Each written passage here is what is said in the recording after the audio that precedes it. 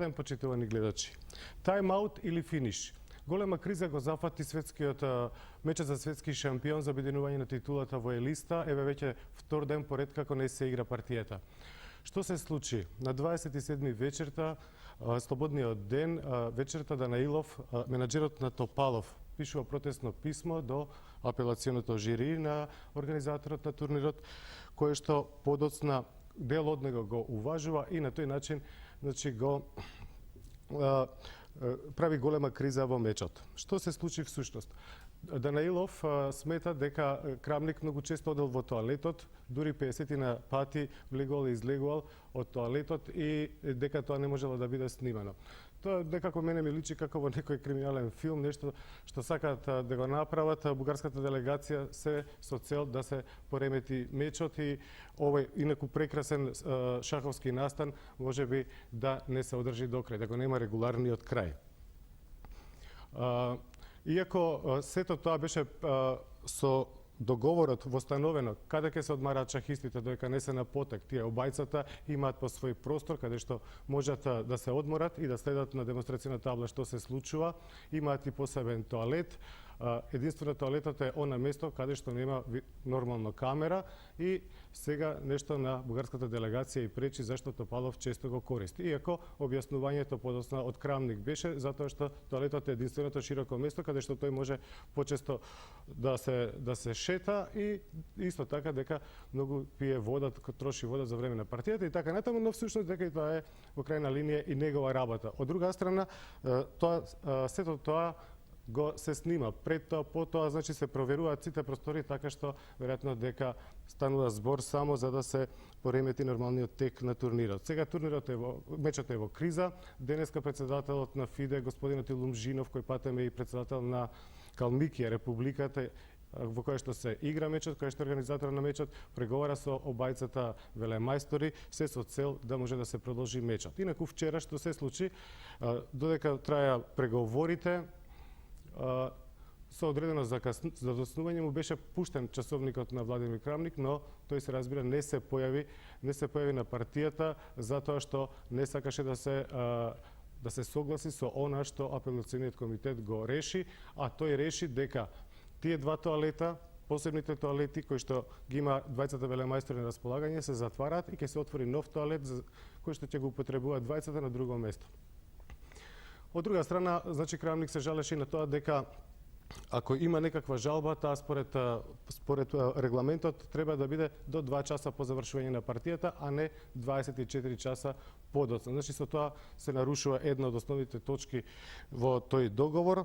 А друго е дека доколку затоа што претходно се договориле они со сесто тоа се било проверено, а друга работа е што ако нешто треба да се промени, треба да има согласност од обајцата, а во овој случај Крамник не сакаше да се согласи со отварање на нов тоалет. Како и да е, значи вчера не се играше таа партија, Топалов дојде на партијата, Крамник не дојде и судијата му запиша службен пораз на Крамник. Се разбира дека Крамник не може тоа да го прифати и тој бараше истата вечер што ќе рече сношти, да се продолжи мечот, но со оној резултат кој што беше на шаховската табла, а тој гласи 3:1 во негова полза. Како ќе се разреши сета ова гужва, како ќе се разреши како ќе завршат преговорите, се уште не е јасно, тие се во тек, веројатно дека вечерва ќе имаме подобри информации или можеби ќе се донесе конечна одлука. Ние љубителите на шахот се надеваме дека се ќе заврши добро и дека мечот ќе продолжи онамо каде што треба, а тоа е на шаховската табла. Затоа додека вака стојат работите, ние денес во овој шаховски коментар ќе ја погледнеме единствената партија од овие 4 досега одиграни што не ја видовме, а тоа е третата партија, исто така многу интересна партија и сме во очекување вечерва да разбереме како ќе завршат преговорите и дали мечот ќе продолжи или двајцата велемајстори со своите делегации ќе се спакуваат и ќе си одат дома. Третата партија, Крамник ги имаше белите фигури и тој, како и во првата, се отвори со D4, конј F6, повторно се играше каталонско отварање, C4, E6, конј F3, D5, G3. Исто беше и во првата партија. зема на C4, ловец G2 и сега со конј C6 Топалов ја смени само варијантата.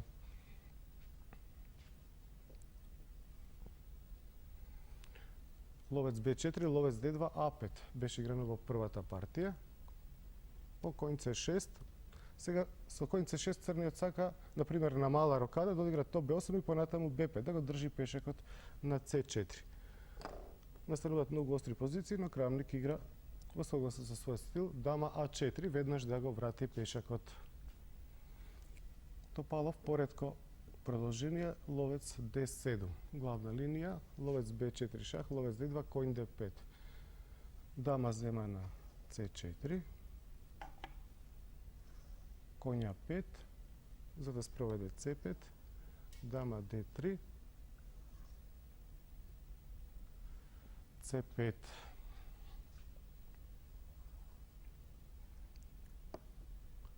Мала рокада.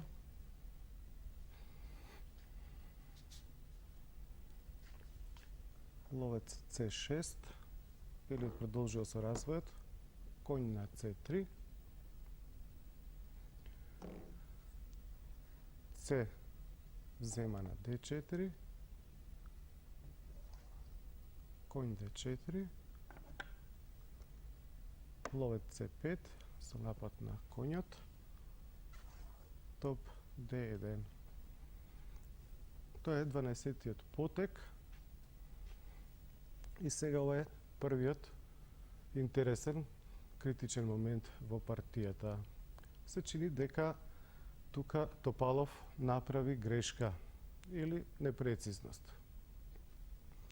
Значи, тој имаше можност во оваа ситуација форсирано да влезе во завршница, да ги замени дамите на полето D4, дама D4, дама зема на D4, ловец зема на D4, топ носи на D4, ловец G2, крал G2, конј C6, го враќа конјот од работна таблата со темпо, тоа е важно, топ D1, мала рокада, ловец G5, топ FD8. И тоа е позиција во која што црниот е многу близу до изедначување, до полно изедначување. Значи, уште неколку потези може да трае таа микроиницијатива на белиот, но постепено црниот сосема ќе неутрализира. Таков е типот на позицијата. Запрашам на пресконференцијата Топалов зашто не влегол во таа линија, ќе каже дека сакал сепак да игра со дами на таблата, затоа што не сметал дека неговата позиција ќе биде во опасност, но партијата ќе го покаже спротивното. Значи, практично не ја оценил опасноста што го демнела.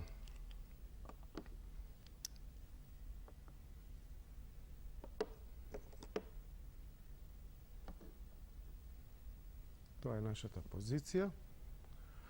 Значи, правилно беше да смени на D4, дамата е на D3, но Топалов решава да игра со дами на таблата. И тоа можеше и скапо да го чини. По ловец G2, белиот игра многу силен потек, меѓу потек, дама B5 шах. За да создаде по дисхармонија, топот е на D1, дисхармонија во црната позиција. Сега гледате, нападната и ловецот на C5 и шахе, единствен потек е конј на D7. Сега кралот зема на G2. Сега е важно дека црниот не може веднаш да рокира, затоа што топот од D1 и дамата од B5 го напаѓаат конјот на D7. Значи, белиот секогаш се заканува со конј 6 на рокада и да земе на D7. А6, дама D3. Но сега силно влијание имаат обете фигури по D линијата против конјот на D7. Топ C8. Значи црниот уште не рокира, не може да рокира, затоа игра топ C8.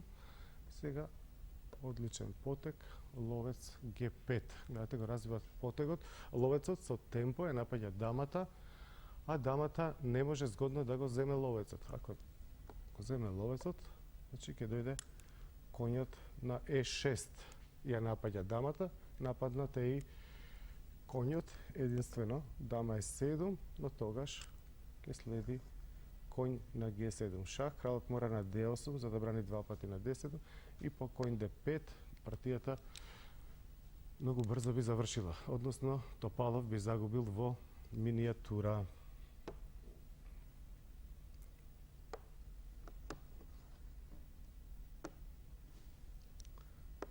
Значи половец G5 многу е опасно веќе за црниот, иако Топалов игра многу брзо ловец E7, но практично и нема друг избор во оваа ситуација. И сега доаѓаме до критичен момент кога Крамник не го одбра најактивниот и, како што ќе покажат и анализите, и најсилниот потек во оваа ситуација.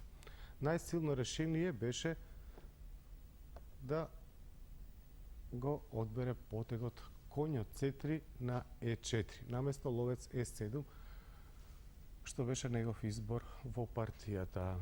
Сега по коњ E4 сите бели фигури, значи, се стремат да го нападнат црниот крал. Како сега може црниот да реагира? На пресконференцијата, која што е задолжителна, после партиите, Крамник ќе изрази мислење дека тој се разбира го видел потегот коњ E4, но не му било сосема јасно, не можел да пресмета сосема јасно да види како може да направи нешто опипливо против потегот коњ на E5. Но после коњ E5 анализите покажуваат дека белиот сега може да земе на E7 и по дама E7 дека има страшен удар белиот во вид на коњ од D4 на F5. Значи, дамата му виси, но тој ја напаѓа дамата и со двата коња го контролира ова важно поле D6. Сега, ако го земе тој коњ црниот, тогаш белиот ќе даде шах на D6 и по крал D8 би одиграл дама А3 и би ја добил на тој начин оваа партија. Сега му виси коњот со шах, му виси топот со шах, значи белиот ќе го врати квалитетот и нешто и ќе освои.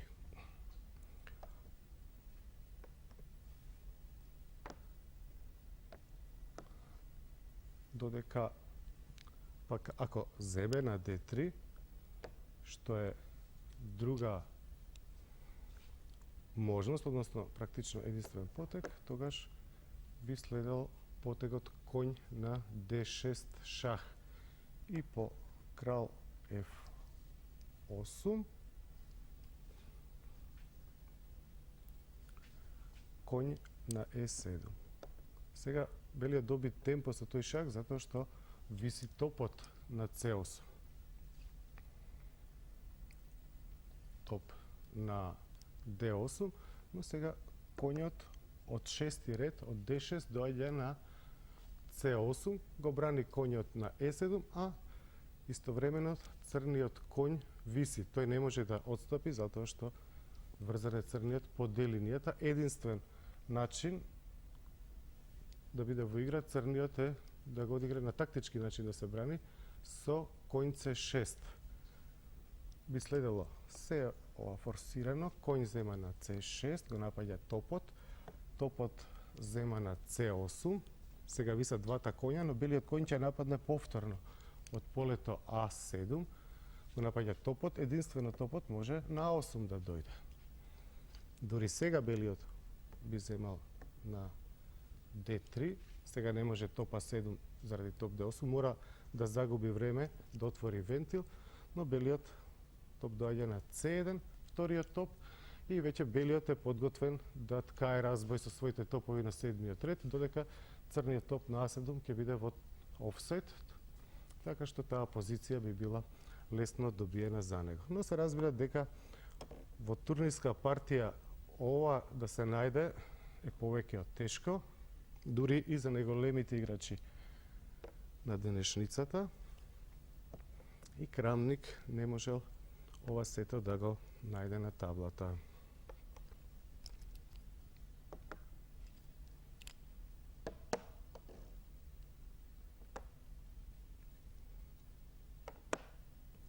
Значи, тоа е нашата позиција по коње 4 доколку играше, а сега црниот ако земеше на G5, тогаш тој би добил шах на D6, што е важен шах, топот е на C8, важен шах и по крал F8, дама зема на C, коњ зема на C8, дама зема на C8 и сега белиот веднаш би добил со потегот коњ F3. Важно е за да ја отвори D линијата. И по евентуално кралот и на E7 да дојде, да, крал не на F8, туку на E7, повторно ќе загуби заради дама А3 шах. И сега гледате, нападнат е коњот, а на дама C5 ќе следи топ D7 шах и потоа дама C5. Значи, тоа се варијантите во кои што покажуваат дека Крамник по коње 4 ќе беше близу до победа, ако не и форсирано да победеше, но единствено што е проблем, тоа е што ова е многу тешко да се види. Тој решава по ловец Е7 да го смени ловецот. Значи не го одигра најактивниот и најсилниот потек. И сега партијата ќе продолжи во позициони води. Замена на Е7, топот да на С1 ја мобилизира и последната фигура.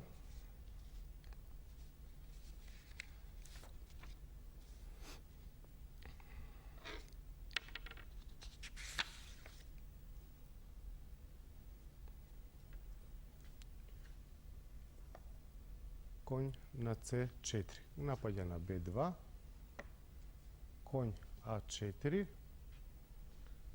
Б5, Б3, рокада,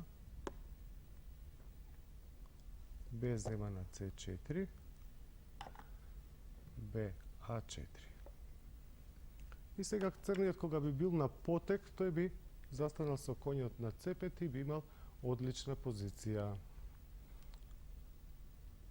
Тоа белиот не смее да го дозволи и тој на тактички начин ги менува коњите. Коњот доаѓа на C6 со напад на дамата, црниот е принуден да земе на C6, а белиот зема со дамата на D7. Сега таа топовска завршница би била многу непријатна за црниот, со активен топ на седми ред и топот позади собствениот слободен пешак. Топалов правилно прави, доаѓа со дамата на C5, а Крамник до одреден момент ќе ја игра одлично ова завршница или средишница со тешки фигури, како сакате, топ C3. Време е црниот да отвори вентил, G6, тоа е правилно решение. А со топ C3 белиот отвори пат за другиот топ, да дојде на отворената линија и особено на седмиот ред на полето B7, додека контролата на D линијата ја има дамата. По топ на B1, H5, логичен потек, црниот ќе се обиде малку со H4 во згоден момент да го вознемери белиот крал, че сака да направи контраигра. Топ B7, E5, за евентуално 6 топот да го ползува полето F6 во некои варијанти. И сега веќе сме 27-миот потек. Шахистите немаат многу време. Првата контрола е на 40-тиот потек. И Крамник тука одигра потек кој што го критикуваа речиси сите коментатори кои што ги коментираат партиите додека тие се играат, значи во живо, го критикуваа потегот Е4 кој што го одигра Крамник. Веројатно дека заслужуваше внимание на ова место потегот А3, да го добие белиот топ полето Б4, од каде што ќе може да напаѓа на А4 и да го штити својот пешак на С4. Сега, например, ако дојде топот на F6, што беше една од идеите на Е5, со напад на F2, тогаш белиот топ ќе дојде на Е3. Се гледате на дама С4, топ Е5 би следела. Тоа би била една можност.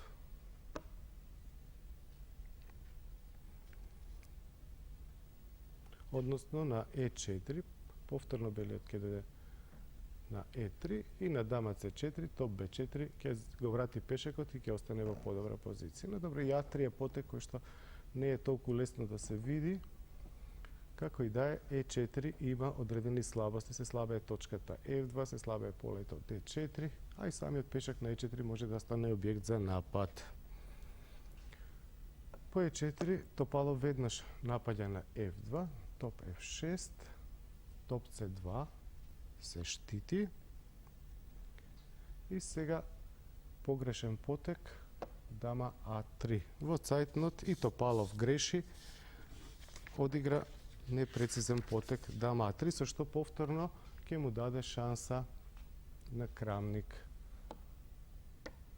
Правилно беше да дојде со топот на D6, да го жртва пешакот на А4 и по дама А4 да го искористи непрецизноста на белиот со Е4, дамата да дојде на D4. Гледате, веднаш напаѓа и веќе црниот има силна контраигра по D линијата. Например, ако F3 во оваа ситуација, тогаш дамата може да дојде на D1. Сега непријатно е врзан по диагоналата D1 А4, црниот се заканува со топ D2 шах и белиот веќе почнува да мисли и на сопствените проблеми. Значи, тоа е нашата позиција по топ C2, топ D6 беше вистинското решение, но Топалов дама А3. Тоа е погрешен потек кој што Крамник нема да има сили да го казни. Дама А3, сака и дама F3, затоа дамата доаѓа на D1 и веројатно дека помислил Топалов дека ќе ја освои D линијата, но тоа не е така. По топ D6, топ D2, топ од F на D8, белиот има упориште на точката D5. И затоа белиот топ доаѓа на D5.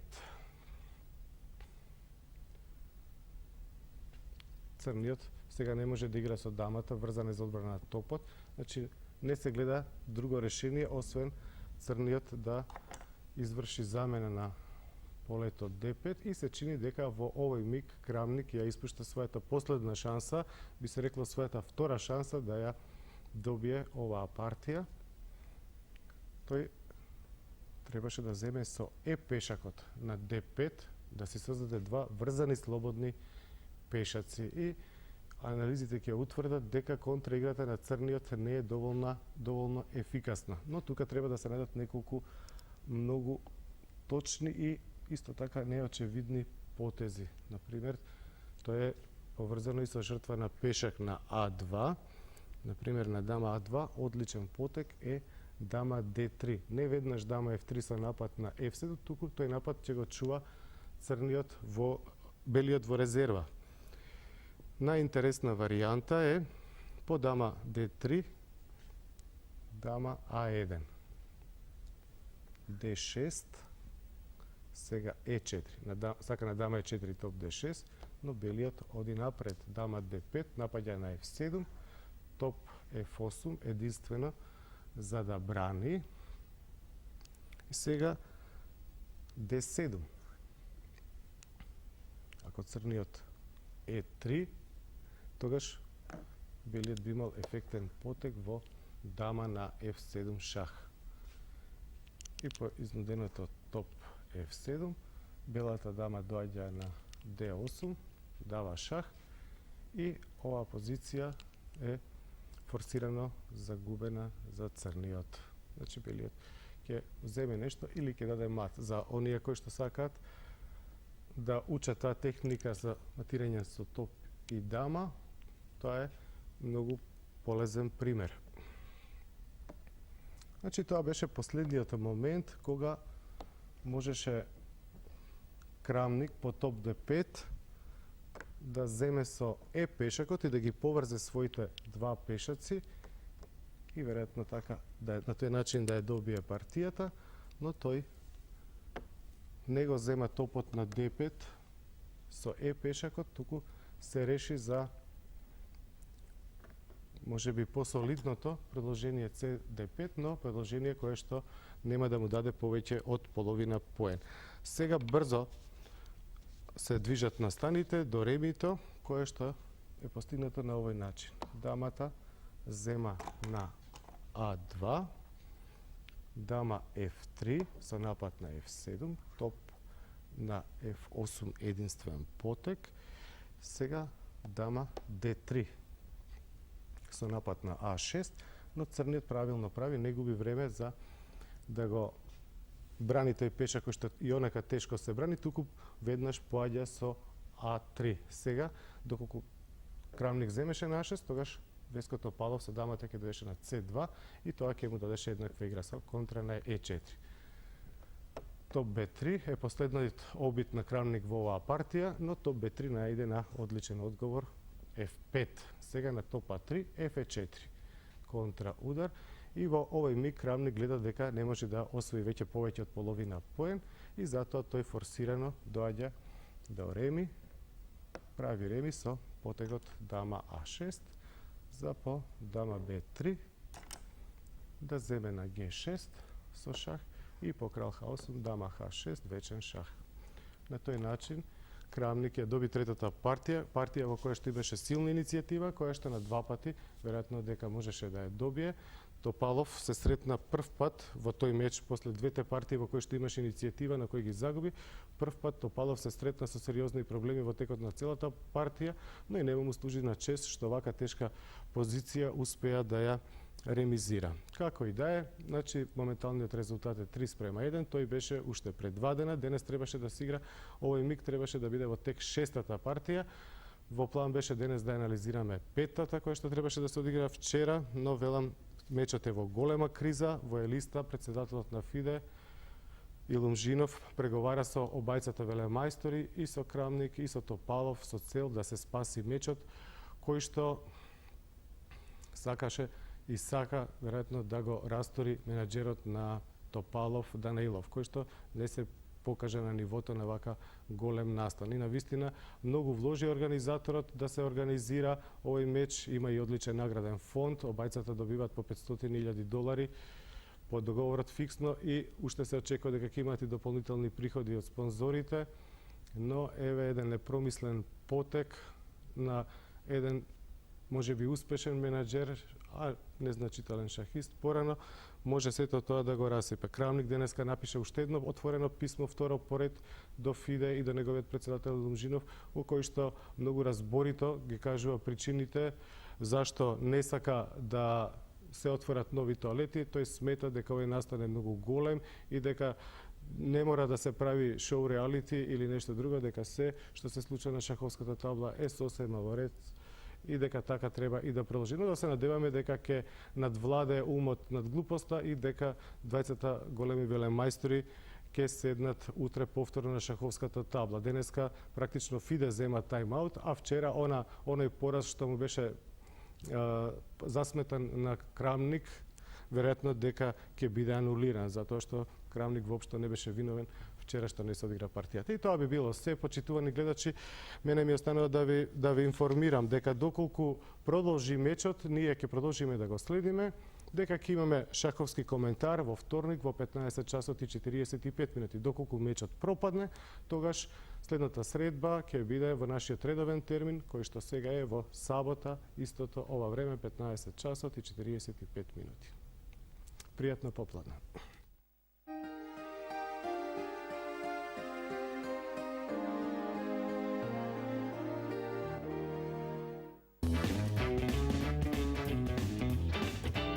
Со секоја капка Флориол, вие сте во подобра форма и имате зголемен апетит за животот. А од сега семејството на Флориол е збогатено со нова варијанта. Новиот Флориол Трио е хармоничен микс на масло од пченка, од репка и од сончоглед и представува природен извор на омега-3, масни киселини што не му штетат на срцето.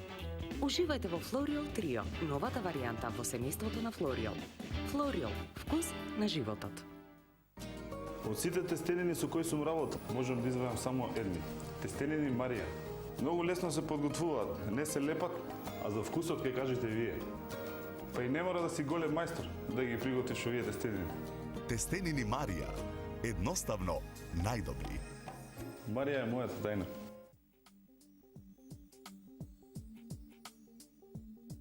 St. George's School. Надминете ја јазичната бариера. Учете странски јазици со професори од странство. St. George's School.